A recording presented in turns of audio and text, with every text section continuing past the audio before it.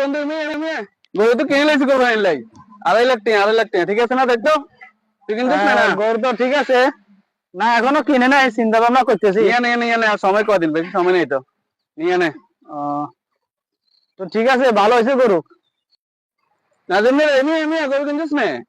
কিনে নিলাম 2.5 লাখ দেখো গরু তো কিনি নাই ইনশাল্লাহ অবস্থা বেশি ভালো না টাকা পয়সা নাই লইলো বেটা সমস্যা কি মানছি কি হবে একটা কোরবানি মানছি কি করবো কোরবানি না করলে ভালো লাগে হ্যাঁ সমস্যা অর্থনৈতিক সমস্যা দাঁত দেনা করি তো এলোমেলো অবস্থায় আছি দেখা যাক লইলে তো মানুষের দেখাইতে হবে না কোরবানি কি অবস্থা আজিম ভাই মন খারাপ লাগে এই তো ভাই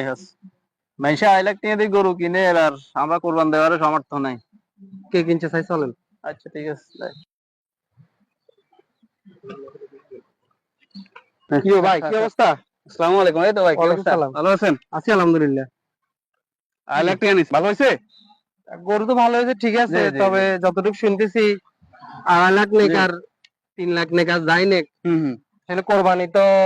দেখানোর বিষয় না আর কি এত পাবলিক কে বলতে হবে এত লাখ টাকা দিয়ে গরু কিনলাম যদি পাবলিক না জানে কোরবানি হবে কিন্তু আল্লাহ তাআলা বলছে যে তোমরা তোমাদের যে কোরবানি দাও ওই কোরবানির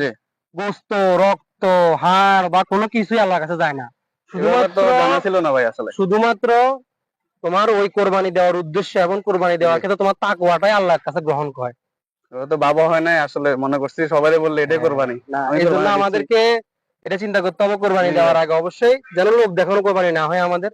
এই কারণে লোক দেখানো কোরবানি হইলে গরিবরা অনেক দুঃখ পাবে গরিব মানুষজন কষ্ট পাবে আর এত টাকা খরচ করে 2.5 লাখ টাকা কিন্তু অনেক টাকা ভাই 2.5 লাখ টাকা খরচ করে আপনি কোরবানি দিচ্ছেন আপনার লোক দেখানোর কারণে যদি আপনার কোরবানিটা আল্লাহর কাছে কবুল না হয় তাহলে তো কোনো লাভ হইলো না জি ভাই আসলে জানা ছিল না এত যে গুরুত্বপূর্ণ কিছু কথা বা এটা জানা ছিল না তো ঠিক আছে ভাই এখন থেকে চেষ্টা করবো এটা নিজের রাখবো আল্লাহ সন্তুষ্টির জন্য আমাদের কোরবানি হোক আমাদের কোরবানি যেন আল্লাহ সন্তুষ্টির জন্য সবাইকে আল্লাহ কোরবানি করা তৌফিক দান করুন আমিন আল্লাহ সন্তুষ্টি আমিন